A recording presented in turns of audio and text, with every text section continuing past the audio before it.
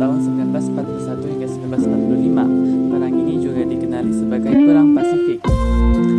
Pertempuran ini berlaku di Tanah Besar Asia, Lautan Pasifik, dan Kepulauan Asia Tenggara. Perang Pasifik berpunca daripada kemunculan Jepun sebagai ketua kuasa tentera di Asia yang menjalankan imperialisme di rantau Asia Pasifik.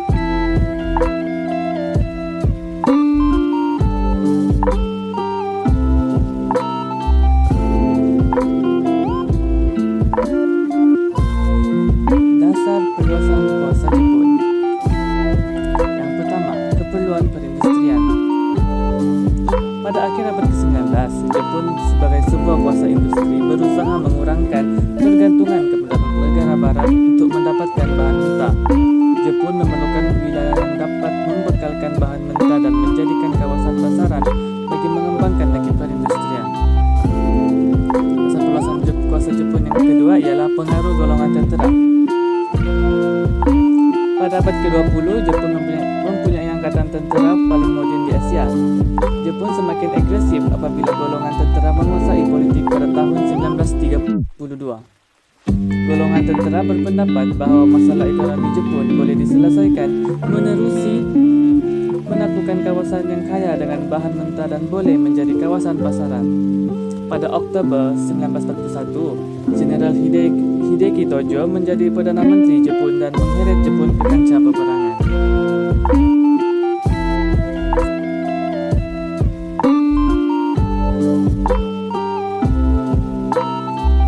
Dasar perluasan kuasa Jepun yang ketiga yaitu Orde Baharu Asia.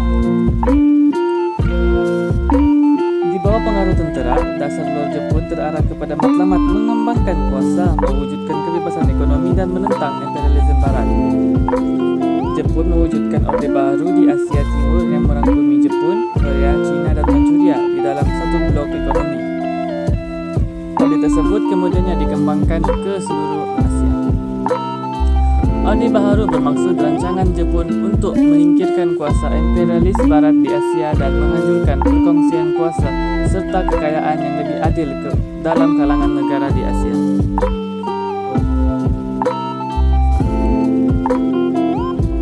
Sekatan ekonomi terhadap Jepun. Setelah menguasai Korea, Manchuria dan China, Jepun menguasai kawasan strategik di Laut Cina Selatan termasuk Pulau Hainan dan Indochina. Dasar perluasan kuasa Jepun telah mendapat reaksi daripada pihak bersekutu. Amerika Syarikat dan British dan serta Belanda mengenakan sekatan ekonomi untuk menghalang Jepun daripada memperoleh bahan mentah yang diperlukan untuk industri dan operasi perang. Sekatan ekonomi ialah tindakan menghentikan perdagangan serta membekukan semua harta milik Jepun di wilayah yang dikuasai British, Amerika Syarikat dan Belanda. Rancangan penaklukan wilayah di selatan.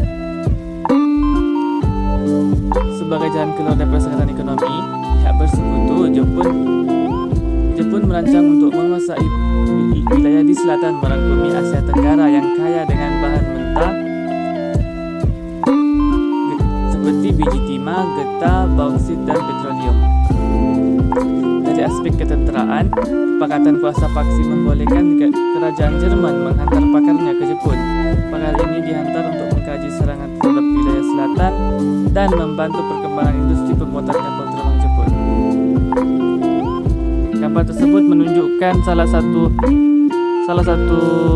kapal terbang Jepun yang digunakan semasa Perang Dunia Kedua.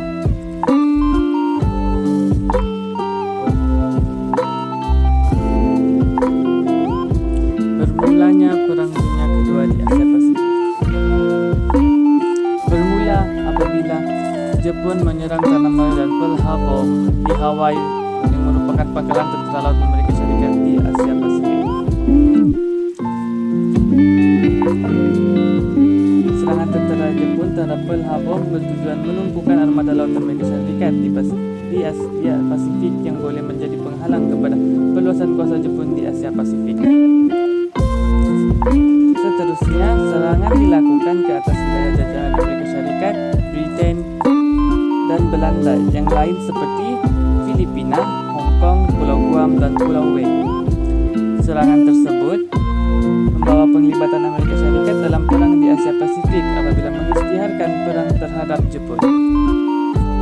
Dengan strategi yang berkesan dan penguasaan serangan melalui laut, darat, dan udara, Jepun berjaya membentuk empayar yang luas di Asia Pasifik menjelang April 1942. Peta serangan tentera Jepun dalam Perang Dunia Kedua.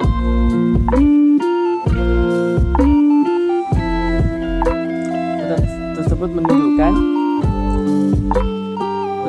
bendera Jepun mendarat di Kelantan pada 18 Desember 1941 dan terus menyerang Pearl Harbor.